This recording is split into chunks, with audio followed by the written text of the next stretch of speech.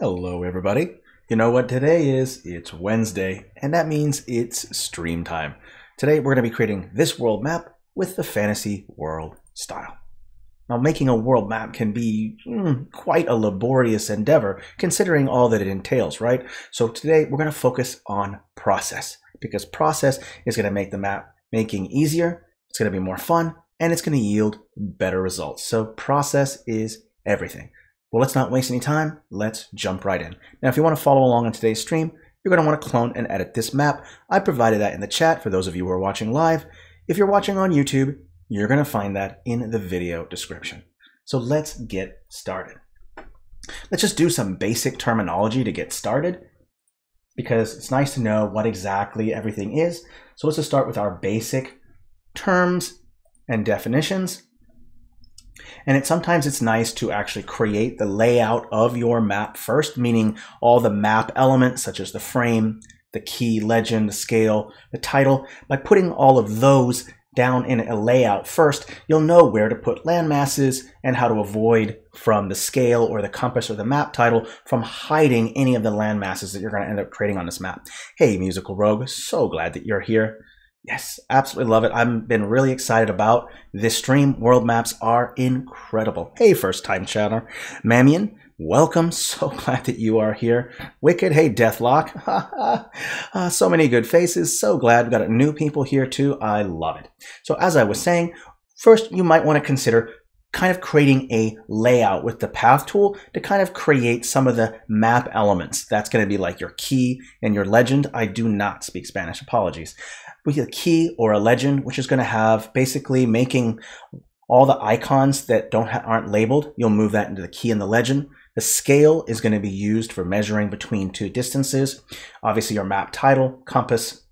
And the great thing about making a little layout first of these map elements is that you can move them around as you see fit. Like, oh, maybe I don't like the scale there. Maybe I don't like the compass there. Maybe I'll move it. So by kind of creating this layout first with the path tool, it'll be a little bit easier for you to kind of put the landmasses and everything down without accidentally hiding anything. Because it would be terrible if you had everything kind of created, but you realize there's no negative space for you to put your scale or your map title. And you know, you don't have to have all these elements on your map as well. You can just have maybe the key, the legend, or the compass, or the map title. Those are decisions that you have to make up on your own. Oh, hey, first time chatter. Oh no, you already finished a part of your world map. Well, hey, still take what you can from this, all right? So we're going to come back to this later, but let's just go ahead and put this away. You kind of get the general idea of the terms, what things are. Let's go ahead and talk about process. Process is a big deal, okay? So there's going to be some questions that you're going to be asking yourself before you make your world map. That first primal question is going to be, how big is my world? Is it small? Is it tiny? You know what determines that? Scale. Scale means everything. And when I mention scale, there's actually two kind of things that are kind of connected to each other. Scale referring to the distance between two points of interest on the map, but also your stamp scale. Now the two can be independent from each other depending on the style that you want to create, or they can be completely connected to each other. And that meaning that your POIs are going to be the exact same scale as all of your other stamps. So that's really a stylistic choice that you as a map creator need to make. So let's jump into scale. First, you're going to want to turn on your grid, okay? The grid is perfect. What we're going to do is we're going to say that one of those cells is going to equal a particular number. So let's go ahead and get that started. Let's go with scale. So I'm going to start with a small world map, not a massive one. I'm going to go with about 500 square miles per square, and this grid is 16 by 12. And the reason why I'm kind of going with this smaller one is because I'm kind of going with a smaller world is because the larger the world, the more stamps, the more you have to do. So starting with a smaller world map is kind of makes it a little bit easier for you. It'd be kind of frustrating if you're kind of new to the map making game and you've got this huge, massive project. Practice a little bit by making smaller worlds, okay? Now to give a sense of kind of reference to how small this world is, the Earth is roughly 25,000 miles in circumference. Okay, so this planet that I'm creating, or this world that we're creating, isn't going to be about 1/3 the size of the Earth, to give you a sense of reference of how big that is. Okay, and you can change the scale to whatever you want. Let's say that you wanted to have something closer to the Earth, 25,000 miles. Then you would go ahead and say, okay, I want to change my grid size to instead of equaling 500 miles, it's going to be 1,500 miles. That way, 1,500 times 8 times 16 is going to be 8,000 miles. So think about scale. Just think about using the grid to determine which those cells equals how many square miles. Obviously, you live if you live outside of the United States, you're going to be using the metric system. For those of you who live in the United States, you're going to be using the imperial, okay? So now that we've decided scale, we're going to go ahead and work on the next step in the process here. Let's just go ahead and pull our process out and take a look. And the next step is going to be, let's give it a moment to pull it out here. We're going to work on climate zones. Now, sometimes a lot of people get confused on like, well, how do I determine where certain biomes are on my world? Well, it's not complex. You need to create a rule system in which where certain climate zones are on your map so that you'll know where to put certain biomes, okay? Hey, first time chatter, Cheesy Moon, hello. Welcome, glad that you're here. So we're going to make a little bit of a guide to help us with climate zones and biomes. So I'm going to go ahead and turn on our climate zones. I'm going to open this up. Let's go ahead and hide this out of the way. Oopsie, we don't want to do that. Okay, we're going to put that back. Let's go ahead and put this away. Let's go open up our climate zones. Now, we're going to start first with our equator. Okay, that's just going to be that central line.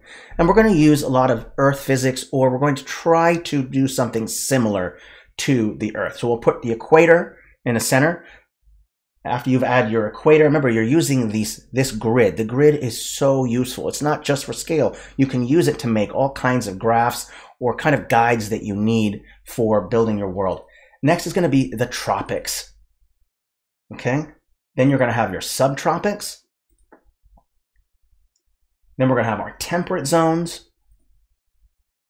And then we're going to have our frigid zones, where it's going to be just very, very cold.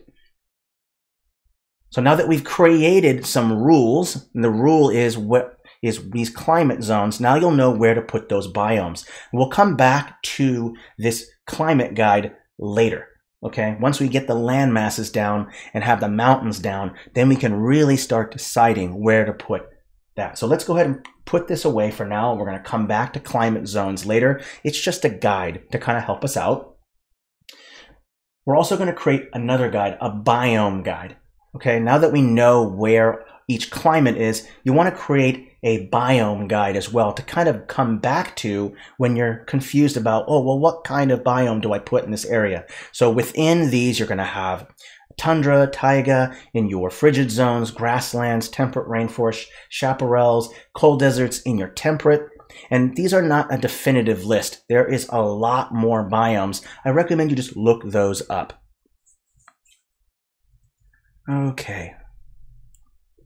All right. You're also going to have your jungle, savanna, swamp, chaparrals, forests in your subtropics. And near the equator and your tropics, you're going to have your forests, deserts, mangroves, jungles, swamps, and grasslands.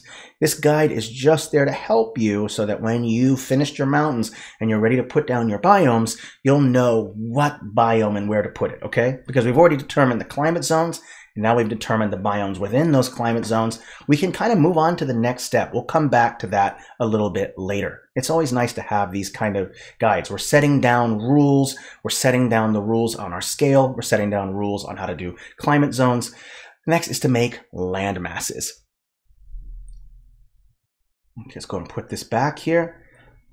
All right, so land masses, okay, first time chatter and other first time chatter, we can ask these questions. I have some people who can help you out in the chat. So the next in the process is those land masses. And land masses can be kind of confusing because you don't know where to start, what kind of method do I use to kind of put them together. And I've kind of created this landmass system that will kind of help you to both mimic tectonic plates, and it will help you to put where mountains are, and it will also help you to kind of make interesting landmass shapes. So let's go ahead and jump into that. And you notice that I'm going to keep the grid up, because that way I can kind of measure how large the continents are, because each grid space is 500 square miles. I'll know if this continent is 5,000 miles or 2,000 miles or 300 miles wide or deep, okay? So let's go into kind of first with our formations. The guide here. Oopsie, my mistake here. Let's go with, let's see here. Oh yes, let's go with our formations first. So a lot of people might have questions about, how do I know what kind of world to create? Well, there's a lot of different kinds of world maps out there, and I went ahead and kind of looked up a couple so that you don't have to. And these are some of the mountain or land formations that I've seen in a lot of maps. There's your first one, which is that Pangea, which is that super continent, right? It's also a great one to use if your world is relatively young and new. The continents haven't shifted and broken apart. So it's consider Pangea as a kind of a young world if you want your world to seem kind of younger. There's also 2 large continents, or 3 large continents, or 4 large continents with some smaller continents. So the emphasis is going to be on 2 or 3 larger continents with some smaller ones. There's also your linear archipelago. There's your disaster archipelago, which I've spelled archipelago wrong there, but disaster archipelago, maybe like a shattered world where maybe an asteroid or a disaster happened and it kind of shattered the continents, as you can see. There's also your quad continents. No matter how many continents you have, they're mostly predominantly kind of dominating the corners. That's why I'm calling it the quad continents. And there's also that crescent continent, another one that I've seen that are kind of popular. And you don't have to use just one of these. You can combine any one of these kind of landmass organizations together to kind of make your own. Okay, so you don't have to follow these. So now that you kind of have a general idea about these kind of formations, you can start putting land masses together. And the way that I go about doing that really is by creating landmass chunks with the path tool. Okay. And so what I've done is I've just taken I've taken a path, and I'll show you how to do these. These were all made with my mouse and not made with my pen. So if you think, oh, well, I'll never be able to make these shapes with a mouse, you absolutely can. Let me go ahead and just make one right now, and you'll kind of see. Oopsie, go ahead and undo that real quick. All right, give it a second. There you go. And then I'm just doing with the mouse. What you want to do is just make a bunch of shapes like this. Okay, and they don't have to be perfect. Don't worry about straight lines. Don't worry about making sure the lines connect to each other. You're just going to make a series of jigsaw puzzle pieces that you're going to actually piece together to create your formations. That's it, okay? And the great thing about the path is that it can be rotated. It can be edited to change the size. You can rotate them. So using the path tool as your formations allows you to make the formations without laying down the add mode of the mask tool. So that way it'll be so much easier. You won't be like, well, I don't like that shape anymore. Now I have to go back and use the subtract mode of the mask tool. So using the path tool allows you to create shapes that you can edit, rotate, change the size, and maneuver around on the canvas. So let's go ahead and put together kind of some shapes to show you what it would look like. What I mean by putting together these shapes, you just select each one. Now, once you've decided your landmass types, the organizations, you can start piecing these kind of together and make sure that some of them overlap. And there's a reason for that. We'll explain that in the next segment here. Let's say that you were doing 2 large continents. Then you can kind of put these 2 together. So you can always use the path tool to kind of create the shapes that you want, and you can rotate them, move them around, and it'll just be so much easier because, man, it is so much work to try to figure out the right kind of formation that you want, right? So this is the kind of method that I use. And again, it serves a double purpose because this is also going to help to tell us where our mountains are going to be formed. Let's go into that rule right there. Okay, let's go ahead and remove our landmass guides. Let's go to our finished landmass first. This is the finished landmass that I came up with. Something that you're going to kind of notice is that there is some overlapping of the mountains or of the landmasses, and that is actually incredibly helpful. Where you see the overlap right here, it means that this is where two plates have smashed together, and that's probably going to determine where your mountain ranges are. So for every little space where those plates smash together, you can go ahead and put your mountain ranges. So we've created a system by meshing or putting together these kind of path tool puzzle pieces. You'll be able to mimic the concept of plate tectonics, and it will be able to more easily place mountains in those regions. So that rule will be helpful, and you don't have to follow not every single space where those land masses are connecting. You don't have to put mountains there. That's just up to you. The objective is to create a rule system so that it's easier for you to put down mountains instead of just having to guess, oh, well, I guess a mountain will go here. Oh, I guess a mountain range will go here or there. Okay, so this system is going to help you out. Now, once you've figured out the landmass shapes that you want, the organization that you've created, you're going to fill it up with the add mode of the mask tool. I'm going to go ahead and turn on the FG layer, and notice that I filled it in with the add mode of the mask tool. Once you've done that, then you don't really kind of need this guide very much anymore. Let's go ahead and take this finished landmass and bring the opacity down, because we're going to move over to the next step, which is going to be mountain ranges. So let's bring this down, because I still want to see where the pieces connected, because I need to know where they are to put my mountain ranges. After you've done that, you can start marking down with a path where the mountain ranges will be. So I'll go ahead and take our mountain guide. I'm going to turn that on. And all I've done is just create the main branches or the main range with a red path and just marked where I want them. Now, the thing that's going to happen is that you might add more mountain ranges as you go, but this is a good start. This way you're not just thinking to yourself the whole time, where does each mountain range go? So once you've kind of added that in, you can go ahead and turn off your main landscape. You don't need it anymore because you're done with it. So we'll go ahead and turn that off. But we're going to keep those red paths up to put down our mountain ranges. So I'm going to go ahead and just drop the opacity on the mountain guide and then turn on my mountains, and I'm going to do a mountain demo so that you know how I put these together. So I'll go ahead and turn on mountains and foothills. Now this part right here is going to be somewhat important, because your first stamp that you place down is going to be your largest. Those are going to be your mountains.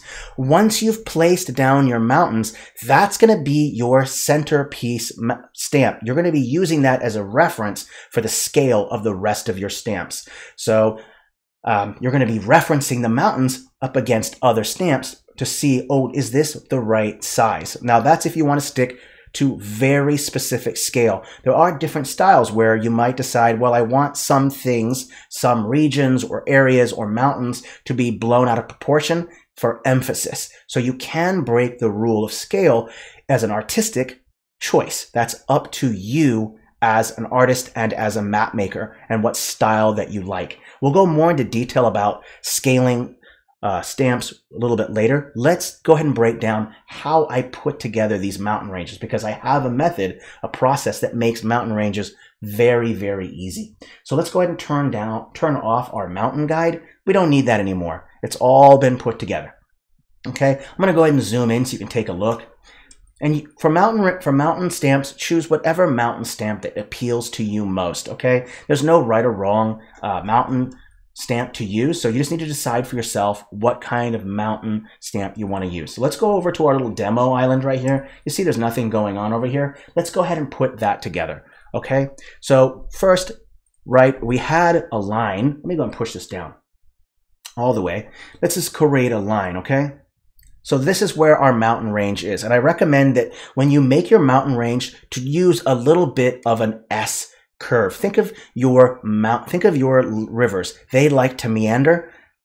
don't be afraid to make your mountains meander a little bit too. And there's a reason why I'm making these mountain ranges meander a little bit, because I'm going to be using that meandering as a process to add on the extra branches and the foothills. So we'll go ahead and choose where the mountain's going to be with a path. You're going to choose whatever mountain stamp that you like. That's up to you. Let's go through the catalog here. If you open up and just type in mountain, all the different mountains will pop up, and there's all the various kinds. Some have clipping masks, some don't.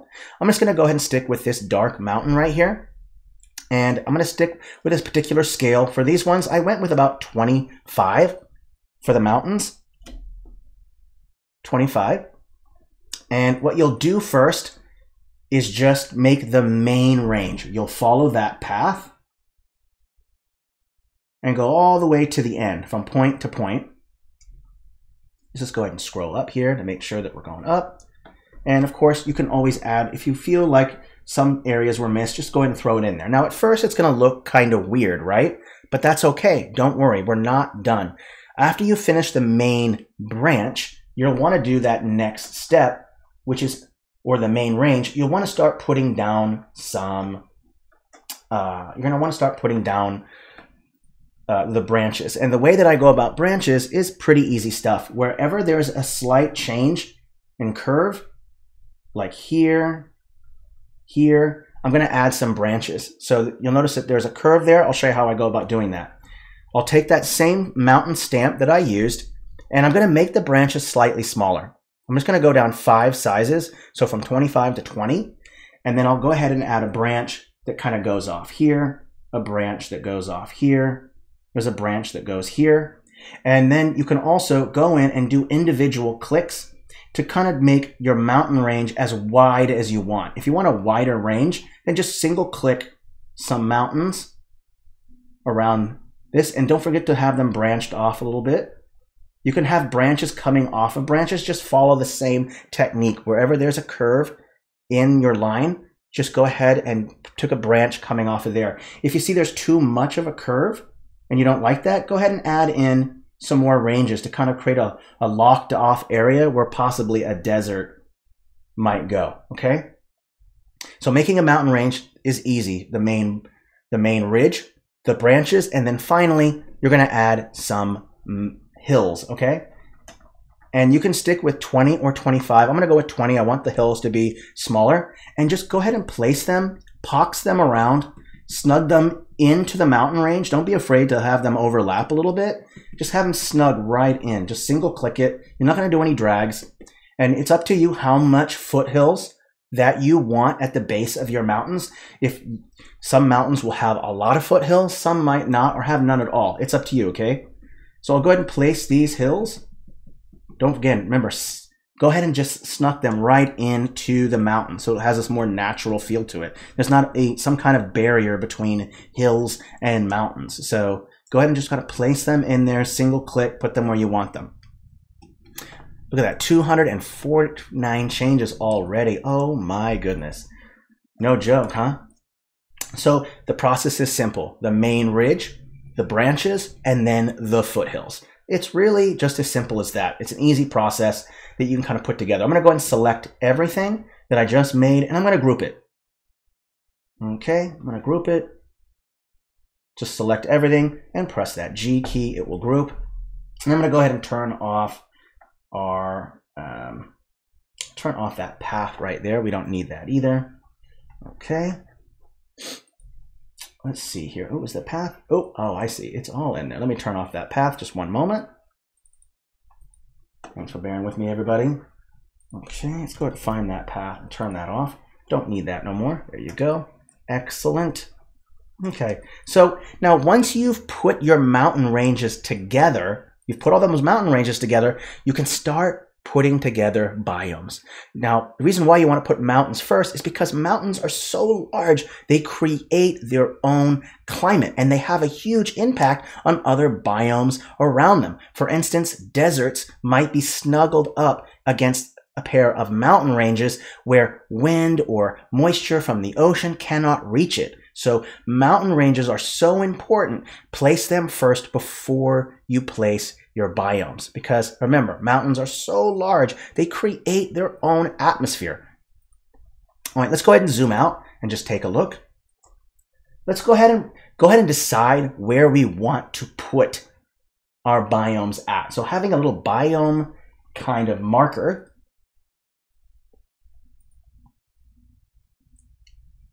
Okay, and the way that I do this is that I just take a colored path and I'm going to circle the region or the area of or the biome. All right, so basically I'm just kind of creating where the biome is going to be. I've also labeled it, and that way I know either what textures and what stamps to use in those areas, and I know the boundary of that biome.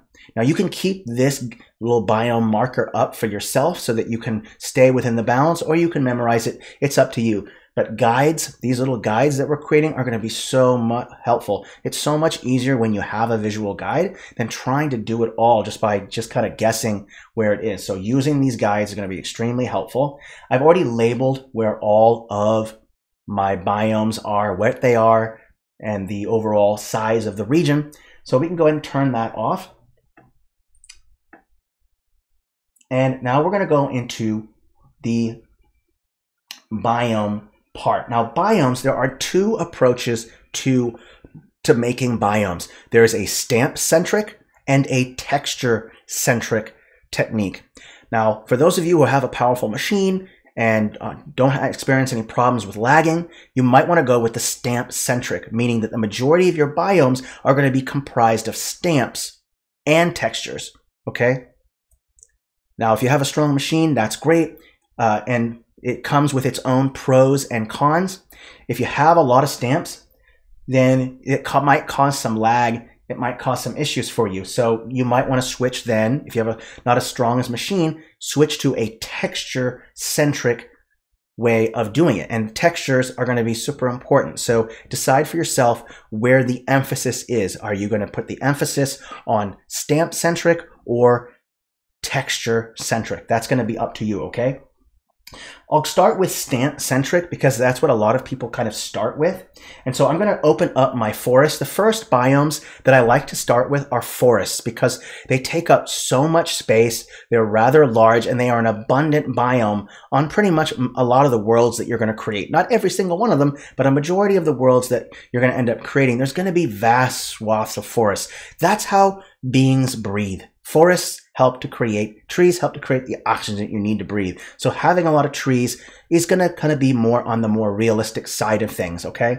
And how big you want your forest to be is going to be up to you. I will go over how to create forests and other biomes with stamps, but I'll also be going over the texture-centric method as well, okay? So I'm going to zoom in, and if you notice in the object, if you go to the right-hand side, you'll see that there is a group called forests. There are 11,332 stamps. So a stamp-centric approach is going to have tons of stamps, okay? Now, if you want to minimize the damage of how many stamps you have, it might cause lag on your machine or anything like that, you just need to boost the scale, the stamp scale. Just have your stamps be larger so that way when they're grouped together, you don't need as many trees to create a forest. That's up to you if you're sticking with a very strict to scale map or if you want some minor exaggeration. It's totally up to you, okay?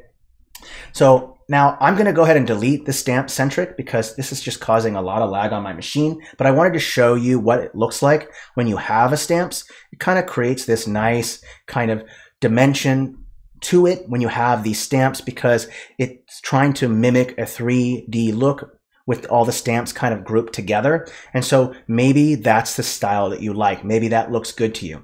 Or maybe you do like it, but you don't have the machine to handle it. So let's first just real quickly go over how I put together biomes with a stamp centric. We have these nice mountain range over here. So let's go ahead and put that in here. I want to mention real quick too, by the way, that you can do some really fun things with mountain ranges. If you don't like out of the box, the first thing that you can do is you can select every single mountain that you have and change the blend mode in the advanced settings to luminosity, okay? So go to blend mode, luminosity, and what this will do is it will pick up whatever color is below it. This way your mountain ranges are blended in with whatever texture is there. Let me give you an example. If I was to take this red texture right here and apply it to right here, you're going to notice that it's going to pick up that red texture. This is extremely useful when you have a mountain range that spans across several biomes. And you don't want to have to change the hue of every single stamp inside of each biome within a mountain range. Instead, you'll change it to the luminosity blend mode, and that way those mountains are going to blend in properly with whatever biome they're going through, okay? Just a quick little tip and trick there. The last other trick that I can mention is that you can select every single mountain that you have within a range, select all stamps with the set, go over to your advanced settings, transform, and you can kind of create a sense of a different height as well. See how the mountains are higher? You can have them be shorter. You can have them be taller. It's up to you. So selecting all your mountains and then changing the height can look nice, or you can just change some of the mountains. Just rando click a couple mountains within the main ridge, okay? And then just boost the height, and you'll notice that you can have some height variation in your mountain ranges because all the mountains are relatively around the same height, and that can look unnatural. Mountain ranges have a varying amount of heights to each peak within the range, so this is a great way to make sure that your mountains stay within that, or make sure that there's diversity within your mountain ranges. You can also rotate mountain ranges as you see fit. You can just go ahead and select one at a time and just rotate each individual ones, or you can select every single one in the range there and just rotate them to the side. This is a great way to make your mountains just look a little bit more dynamic. Let me just select all from the set, and I'm going to go ahead and just do a little bit of rotation so you can kind of see what it looks like when I just rotate all those mountains, so it looks a little bit more interesting. So there are lots of great options that you can do with your mountains. Don't be afraid, okay? All right, let's go ahead and move on. I wanted to mention the whole biome. So we're going to do a stamp centric. Now, a lot of forests can be found at the base of mountains, or at the base of mountains. Not all forests, but a lot of them can be found at the base of mountains. So I'm going to go ahead and ungroup this. For a particular reason, I'm going to pick a stamp that I want, whatever tree. We'll just choose this basic tree right here. And the scale is up to you. You want to stick to scale, then you could say 25 is going to be the size. That's fine. What you're going to do is you're going to choose the area. And what you'll do is you'll just do some single clicks, because this can cause some lag. Just do some single clicks and just drag and single click around the map. So we'll give it a moment for it to kind of load. And what you'll do now is, now that you've kind of created these little blobs, kind of the main bulk of your forest, you can now go in with single stamps. Just click, hold, drag with the singles, and just go over like this. And this will kind of help to remove that weird tree line that just looks like globs. You're mostly going to go ahead and just single drags around the edge. You can also increase the density if you feel it's necessary, so that way it's a little bit more. And don't be afraid to just snug right up against that mountain range. And this is the basics for every kind of forest you make, jungles, deciduous, whatever you want. Start with the area, just make a couple globs to create the basic shape, create the major massing, the mass of the forest, jungle, coniferous forest, whatever you want. And then use those single clicks or single drags around the edge to remove that weird globular tree line. Okay, remember, this is stamp centric, so you're going to be going through a lot of stamps. Okay, now one other thing you can do to make your forest more interesting is that you can also throw in varying kinds of trees. You don't just have to have this pointy green tree. Let's say that you want to throw in a coniferous tree with it. So if I just type in tree, press enter, you notice there's a lot of different trees. Maybe I want to mix match, throw in this pine green. This section that I'm at right here is indeed a temperate zone. So this is going to be a temperate rainforest, and temperate rainforests can have a variety of trees. So I'll go ahead and single click. And my recommendation when you are matching trees into your forest is to think about contrast. Throw in a darker tree and a lighter tree. Okay, because if it's all the same color and brightness, then the trees won't look like there's diversity. They're just going to look like the same kind of tree. So use a darker tree and a lighter tree variation so that way those trees contrast against each other and show that there is a biodiversity in the trees within that forest, whatever that forest might be, okay?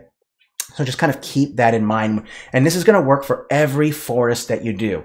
And this just applies to everything. You start with the largest mass of the area first, then you create destroy or get rid of the tree line, then go ahead and throw in your other trees to give it biodiversity. That's really as simple as it is. And that's going to be a lot of your biomes are going to be that way, whether it's dead forests, petrified forests, whether it's a purely coniferous, purely deciduous, whether it's a tree, I would think the only exception would probably be something like alpine, where the density of trees is much smaller. So if you want to show like an alpine forest, then you would have the density of that forest be a lot smaller, okay? And I definitely recommend that you kind of research each biome that you want on your map first, so that way you can kind of figure out what they look like and they're easy to replicate on the map, okay? So now that I've kind of shown you a stamp-centric way of making your biome, let's go switch over to a texture-centric, okay? So I'm going to go ahead and type in tree, and I'm going to remove every tree that I just put down, okay? And I'm going to go back and group this whole area so that way it's grouped and I can move it, change it as I see fit, okay? And right after you group something, of course, I recommend you lock it and kind of label it, okay? Very helpful. Okay. Now from there, let's talk about a texture-centric approach. Let me go ahead and remove all the forests from here. We don't need any forests anymore, so we'll go ahead and delete them. We're going to go with a texture-centric. So just allow this one moment to delete these forests. Because it's 11,000 objects, it's going to take a moment for it to kind of delete. So you might experience some lag. This is why I recommend that if you don't have a powerful machine, that you definitely go with a texture-centric approach or mix balancing them out. Let's say that you want some forests to use stamps, some biomes to use textures. That is entirely up to you and how you want to go about it. Oopsie. We're going to go ahead and refresh that page. My mistake. See, this is what happens when you use those texture-centric kind of techniques. What ends up happening is that kind of thing can kind of happen. So let me go back and we're going to go ahead and open up this map. My mistake. Oopsie. Edit this map. Whew. It is getting warm in here. All right. I might have to remake that mountain range. Apologies, but I'll show you how to go about doing it, okay? In this part of the segment, we're going to be doing that texture-centric. Okay, so I'll show you how to go about doing that. Whew, I'm breathing. All right, we'll let this load up and then we'll go ahead and show you that texture-centric style. And one of the neat tricks about using texture to do your landscape and to do your biomes is using the tricks, using the, shall we say, the artifacts that are inside certain textures to your advantage. So let's go ahead and do that. First, let's go ahead and remove the title, and I'm going to delete all the forests that I put together because I don't really need that anymore. I'm going to go ahead and make sure to delete this. It might take a moment for it to delete because it's just, there's so much. But we'll let that delete, and then we're going to go over this texture. Content, let's go ahead and also turn on these if I can. Unfortunately, there's just so much. There's just so many stamps. It's just taking a moment to delete on top of this. Yes, you know what? It's been highly requested for a save feature, so I don't blame you. That would be great. So we're going to try to wait for this forest to get deleted. Oopsie, it might take a moment for it to happen. I'm trying here. Just one moment. Thanks for waiting. I appreciate it. Wow, this is taking a lot longer than I kind of expected. Well, I appreciate the understanding. Maybe because it's locked, I'm not so sure. We'll see. I'm back. Now, if you haven't yet, I totally recommend that you join our Discord server because we have such a great community there that is so willing to kind of help you out and kind of be useful. So if you kind of join that Discord server, go over to our roles channel, make sure you select the Inkarnate role, because with the Inkarnate role, you'll be able to see every single one of the channels. Okay, it looks like we did finally kind of delete. That's great, perfect. Let's go ahead and turn on our foreground and background, turn our landmasses back on and everything. Let's go to mountains, foothills, turn that on. Okay, thank you for bearing with me here. Yeah, I love that first time chatter. That's a great idea, Chaotic Schmo. That's a great idea. Okay, let's go ahead and do our texturing. Okay, so now the most dominant biome you're going to find on most of your maps are going to be forests. Okay, and instead of using trees, I recommend that you use some textures. Okay, now there are some textures that are not in the world style, but will be extremely useful to you. One of them is going to be this bush texture. If you go into fantasy battle maps and you type in bush in the texture catalog, this texture is going to pop up. And I recommend that you scale the texture all the way down to its smallest size in the advanced settings, okay? When you're texturing, it's always good to start with a soft brush all the way up and to bring the opacity down. I like to stick mine around 30 because texturing is all about a number of strokes that add up to create blending. Okay, so first I'm going to show you how to paint together forests. And what you can do is you just go ahead and just create, just like you did with the forest, you start with the main globs first, right? Here's that first glob, single click. Let's put a glob over here as well. Single click to kind of make sure that that pops out a lot more. Really get those globs in there. Okay, and let's go ahead and bring it up. If you feel like that's not happening quick enough, you can go up to like 43 or something else, and then just go ahead and put down here like this, okay? Now, once you've done that part, it's still hard to distinguish like what is forest and what isn't, right? So my recommendation is to kind of use the path tool. Now, you might wonder, well, how am I going to use the path tool to kind of show that these forests have some height to them? With the stamps create this illusion of height, right? The tree has a trunk, it goes up, and then you see the foliage. But with a texture, you don't see the trunk, you're only seeing the foliage. So the trick here is to use the path tool. Now you might say, okay, why the path tool? Well, it's the path tool because it creates paths, not just roads, paths leading from one destination to the other. The path tool can create ridge lines. It can create cliffs. It can be used to show ambient occlusion on your forests. The path can do lots of different things. It's still a path, right? So what we'll do is we'll put down a path.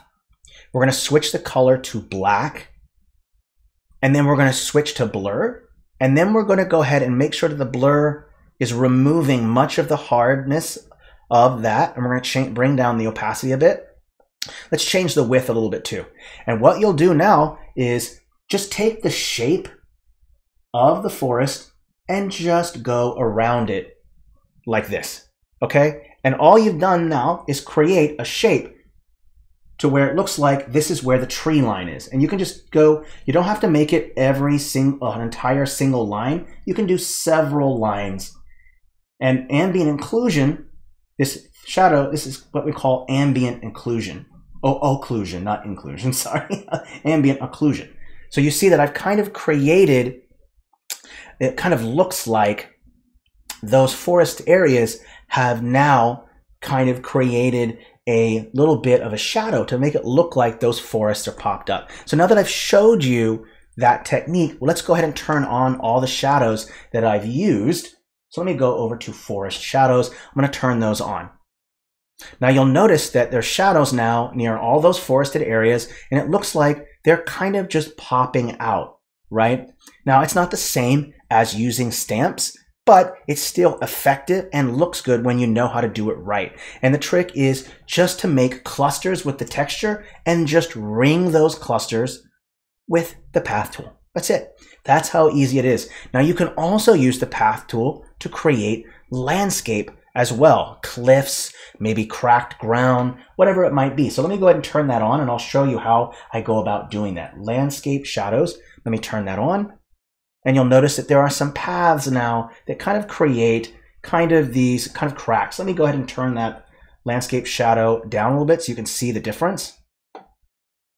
And the part that makes this easy is that you're going to be using textures to decide where those lines are going to be. Just like you used the bush texture to create your forest, you're also going to use a texture that has artifacts in it that are going to make it easier to figure out where to put these path lines at. So let's go over to our demo area over here.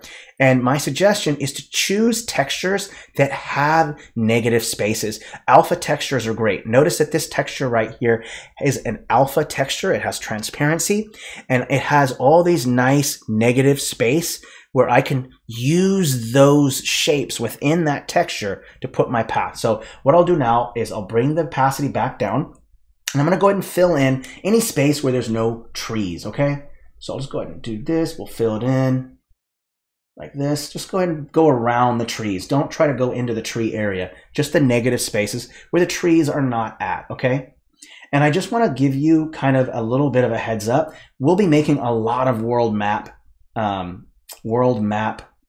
streams in the future because there's a lot of different ways and styles of making world maps. So expect more world maps with different styles and different ways of doing it and different kind of techniques. So expect a lot of more world maps to come. Now, once you've put that down, you can now take that path, and my recommendation is to bring the width down because you want it to be smaller. Let's go ahead and bring the opacity up. Okay, and let's bring the width down just a little bit more. There we go. Let's bring the blur down just a hair. There we go. Now you're going to notice in the textures that there are some negative spaces. Just put the path going into those negative spaces. So you'll see right here I'm following some of the negative space within the texture where the artifacts are at, and that way it's easier to know where to put those paths at. Okay, so using textures to your advantage to kind of create more terrain is super useful. Let me zoom out real quick and you kind of see what it looks like. See, the terrain looks a lot more dynamic and a little bit more interesting now that we've thrown in some textures, throw down the path to create our ambient occlusion. And really, that's as simple as it is. And you can use whatever texture you want. If the texture has a lot of artifacts in it, then that texture is going to work great. So use textures or negative spaces, artifacts, and textures to your advantage to create more advanced and more interesting terrain. Okay. Now we still have a lot more to cover and we're running out of time. So let's go ahead and move into the next step. The next step is about POIs. And when I say a POI, what I mean is a point of interest. So that means cities, shrines, temples, towers, whatever you want. And there are a couple ways to going about POIs. The first one is where you're just going to use markers, where there's no detail in the POI construction, okay? It's just a simple marker.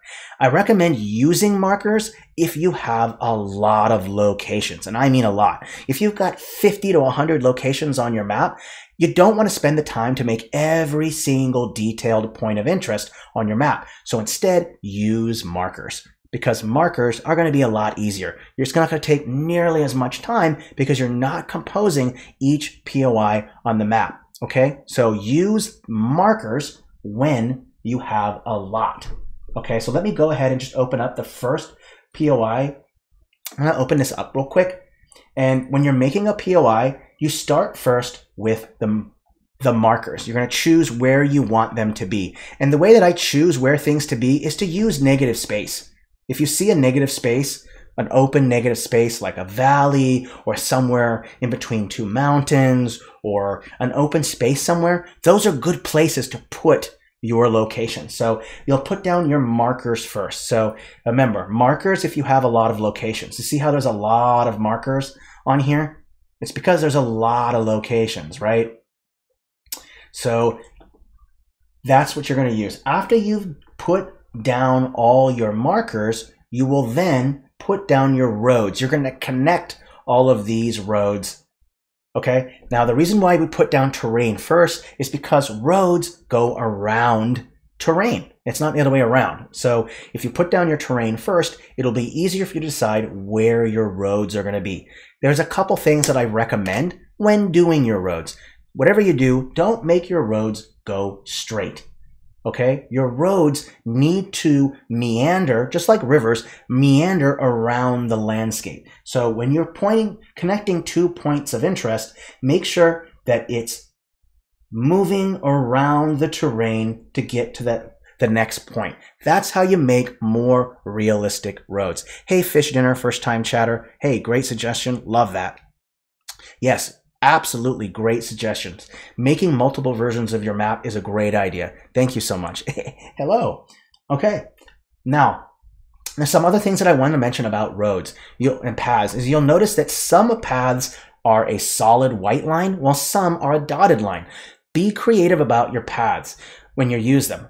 For me, I'm using that solid line to represent the main carriageway or roads that lead to the most important POIs on the map, while I'm using the dotted or dashed line to represent paths that lead to maybe an obscured location away from the main road. So using different kinds of paths can help to determine what kind of path or road or trail.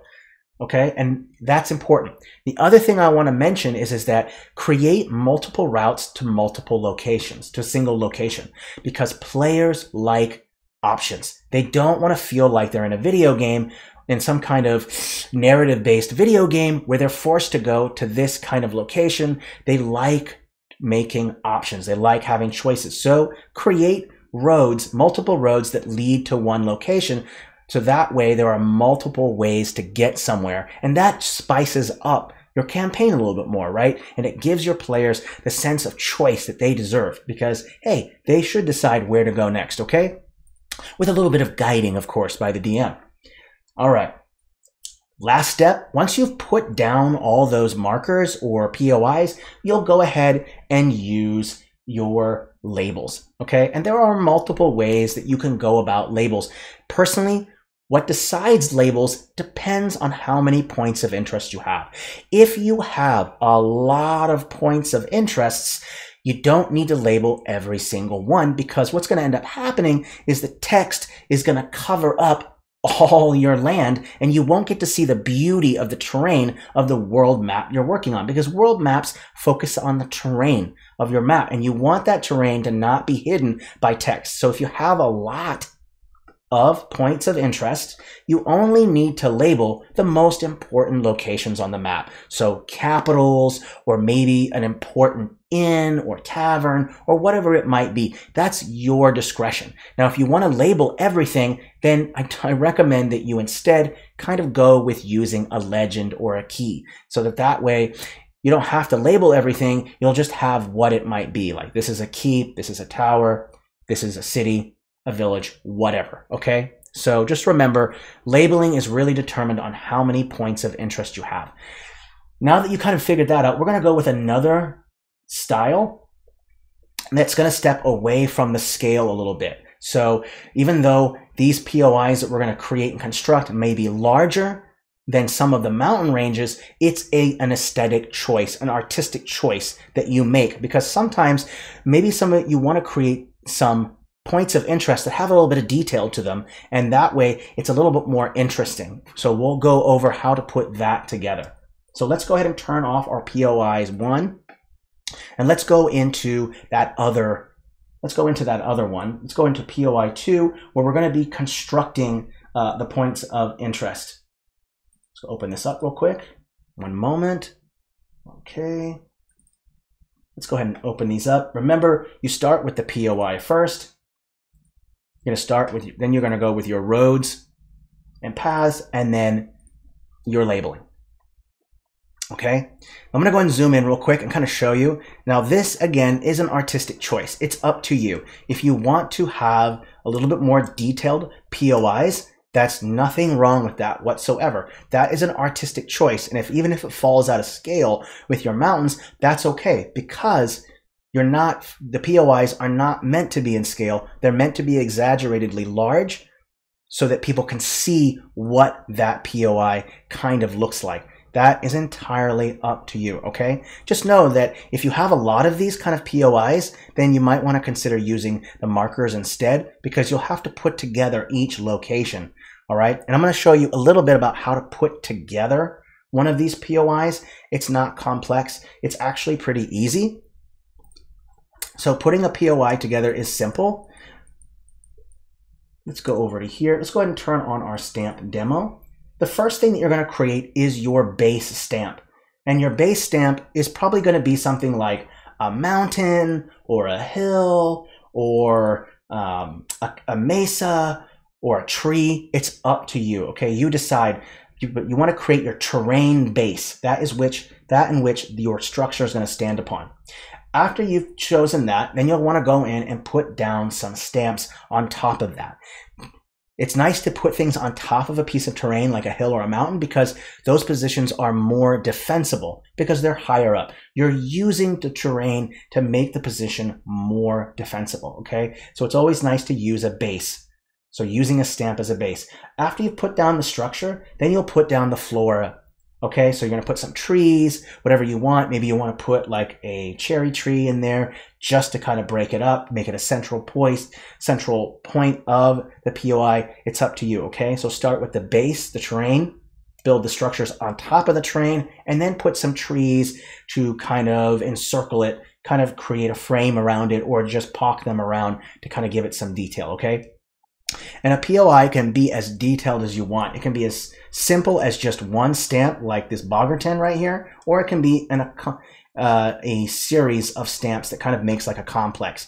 It's up to you. Single stamps, you see some single stamps. This Dwar hold is a series of individual stamps put together and then grouped. So the decision is an artistic one, and it's up to you, but it's also a time saver. It's up to you as well. Okay, so think about which method you want to go about. It's really up to you. All these methods look good. I think just regular markers look interesting. What you've done is you've created a unique enough terrain to where no matter what POIs you decide to make, it's still going to look nice. Okay, so that's really the trick for that. Me personally, I kind of like the markers a little bit better. So I'm going to end up just putting those down because I just kind of like that. I think that looks interesting. So we'll put those down. Let's take a step back. Okay, so those are the last couple steps that we have, and then we're going to be done. We're going to talk about a little bit about mask effects. Okay, so whenever you're putting down your landmass, I recommend just turning off all of your mask effects right away. So just disable them right away. And the reason why is because it can sometimes create lag when you're putting down some of your land because it's enabled. See how long it took for that to get enabled? So disable your land mask, disable your mask effects right away before you put down your landmass. And then once you've got everything done, you can enable the mask effects and start choosing the kind of mask effects that you want to use. Me personally, there is two mask effects that I generally always use. That outer shadow that's going to represent shallow water, and you can use blue or white. It's up to you, and play around with those settings to change the distance, intensity,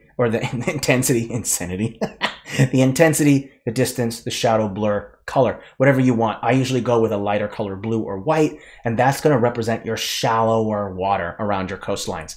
The next one is going to be your inner shadow, and I like to choose brown or black or whatever, because it's going to create this kind of bevel effect that makes it kind of look like the land is kind of popped up. Remember when we use those paths to create depth? It's that same concept.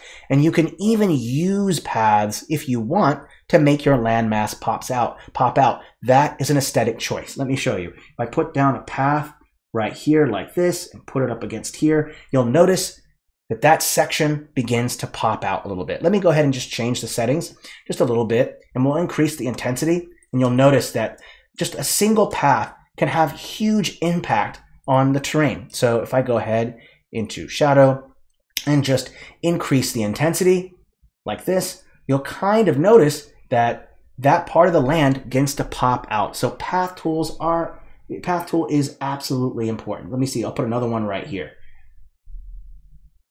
See, that's not going to work. Let's go around here. There we go, let's do that. So that section is going to pop out a little bit. Let's say I want maybe this section right here to pop out. Just put a little path, just drag it along the landscape with your mouse or your pen. Boom. You see, now you've created a sense of depth in your landscape. So paths are super important. And it kind of makes sense. I mean, technically, you are creating a path with the path tool. So the path can be a number of things. It can be shadows, terrain, cliffs, whatever you want, okay? And you don't need to use a pen. You can use a mouse without any trouble, okay? Now, once you've kind of chosen your mask effects, there's a lot of choices you can make. You want to go in with doing your kind of texturing in your oceans, and really all you're going to do is just pick the same texture that you use to create the ocean and just go to the advanced settings and drop the brightness down a little bit, okay? And then wherever there's no land, you're going to go ahead and use that texture. And what happens when you use a darker color of the same ocean texture is you're going to use that darker color to represent depth. So wherever there's a darker blue in your ocean, that means that that part of the ocean is going to be much deeper. Just think of operation. When you're putting down your texture, that blue dark texture on the BG layer, just make sure that you don't accidentally bump into the edges. Otherwise, So just follow that kind of a rule when you're doing it. When it comes to labeling your oceans, what I like to do is just use a texture or use a text and just choose whatever text you want, turn off the outline and drop the opacity down. And one thing that you might want to consider doing is just pushing the spacing a little bit to make sure that the text kind of covers the entire area. So if I wanted to call this the blue sea or whatever, and then I want to change the line height a little bit too, okay? Definitely change the line height. And you want to make sure the text kind of spans the majority of that negative space in that ocean, so that way you know that that entire area is the blue sea, okay? And I like to use white because it's a neutral color. It goes well against that darker blue that you've used. Just drop the opacity so that way it's not super bright and popping out, but it kind of blends into the ocean a little bit, okay? Now, if you want to know more about labeling, we've got tons of videos on how, or not ton, we have one video on how to label your map. Totally go check that out. It's called How to Label Your Map. That video is going to go into depth about labeling, everything that you want to know about labeling, okay? If you want more information about how to make these more detailed points of interest, we have streams on how to make detailed points of interest. So go check that out on our YouTube channel, okay? So the last bit is to go back to our layout that I put here. And you notice that I made sure that the landmass didn't get in the way of anything. So that worked out kind of nice. And again, depending on what your POIs are, will determine whether or not you're going to have a key or a legend. Okay, and the one thing that I forgot to mention is that you might want to consider creating kind of a scale. Let me see if I can find that. I think I have it in here somewhere. Let me just double check real quick. Maybe it got deleted, but you want to sometimes create a scale that might help you out. Let me see if I can find that. I'm not sure it's here. Nope. Might got deleted. Let me go ahead and turn that grid back on. There we go. Perfect. I just want to make sure I can see that grid. I want you to overall just kind of look how it looks like with the grid on. And now you can kind of see just how wide or how long your land masses are. And you'll kind of notice that all the map elements aren't kind of bumping into any of the land masses, okay? So let's go ahead and just turn off this layout right here and just go with the actual map elements that you'll end up putting on here. So I'm going to go ahead and turn this on real quick.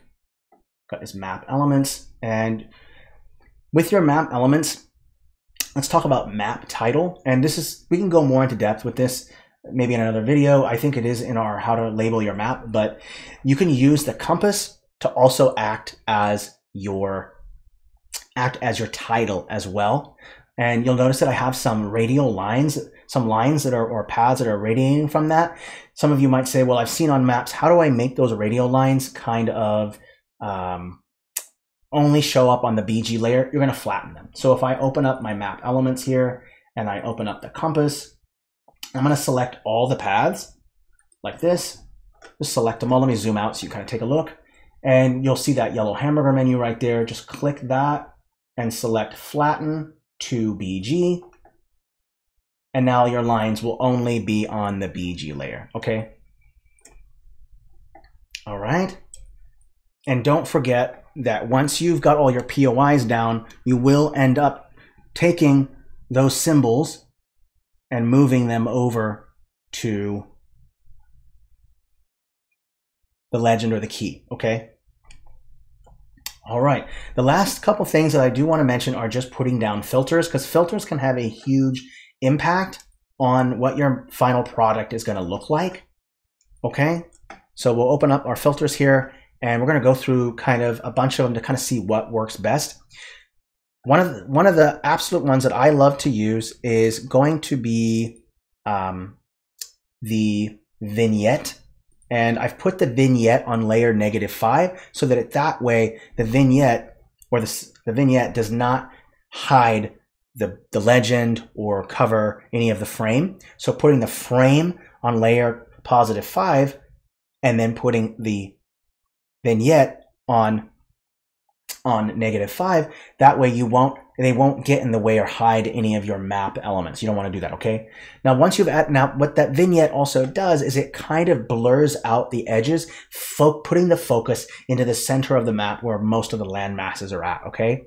After you've kind of put that together, you want to go with a color filter. You can go with any one you want. There's a lot of different ways to go about it. I'm using a red one because that red sky looks nice. It pulls out the red of the mountains. It looks nice against the greens. It even looks okay with the purples and that white. Now, if you don't want red sky, there's a lot that you can choose from. Maybe you're going to be printing your map, okay? If you're going to be printing your map, maybe you want to put down, you want to print this out, you would go over to HSBC filters, and you would bring the saturation all the way to 0. And then let's make sure that it's all the way up to 100% opacity, and you would boost the brightness up. Okay, and now this way you have a kind of printable version for your map. That's up to you how you want to go about doing that. Or if you just want to totally have maybe a different version of the map, you can, of course, change the hue to whatever the heck that you want. Maybe you want to have this crazy green looking landscape. Maybe you want to change the hue to this kind of fey-like purple, okay? So using filters to create multiple versions of your map will be very, very helpful. Printing, maybe it's this kind of blue color. It looks interesting either way, whatever hue I'm changing it to, all right? So it's kind of nice to do that. Another thing you can do is throw down old paper. What old paper is going to do is going to give it this kind of parchment feel, like crumpled paper, and that works really well on any of your map. You can use it on a parchment map, a world map. You can even put it down on a battle map. It's just to add some extra texturing and some extra artifacts onto the map to make them look nice. And then we're going to throw in also a clarity filter. Clarity filter is extremely helpful. It's going to help to make the color really pop out. Hey, first time chatter, really glad that you're here. So watch what happens when I turn the clarity off. Notice that it kind of dulls out a little bit. Turning on clarity causes it to pop out. And you know what people have kind of noticed is the more colorful, the more it pops out, the more visibility your map is going to get. So use clarity to your advantage so that map colors pops out, and that will draw in whatever it might be, clients that you want to get, people you want to make maps for, whatever it might be, because people are drawn to those vibrant colors, okay? So clarity is a big deal. Absolutely use it, okay? All right, well, I think that's overall it. Let's just quickly review the process and then we'll call it good. Let's go pull the process out here. So you started out with the size question, scale. The next question is what kind of biomes are going to have. So putting together a climate zones is good. After you put your climate zones down, you can begin the landmass phase. Remember, create those jigsaw puzzle pieces with the path tool and start piecing them together fill them in with the add mode of the mask tool. Where those pieces came together and overlapped each other, use a red path to show where your mountains will be in that area where those two landmasses connected. We're trying to mimic plate tectonics, okay? And that method of folded mountains, the way two plates hit each other and cause the mountain, the land to go up, okay? Now, once you've had your mountains, of course, you can start marking down where your biomes are going to be. Remember, mountains are so large that they create their own climate. So a lot of the biomes positioning will be determined by the mountain ranges, okay? After you've put all the biomes together, whether it's a stamp centric or a texture centric or a mixture, 50-50, 20-80, whatever that might be, that's up to you. That's an artistic decision that you need to make.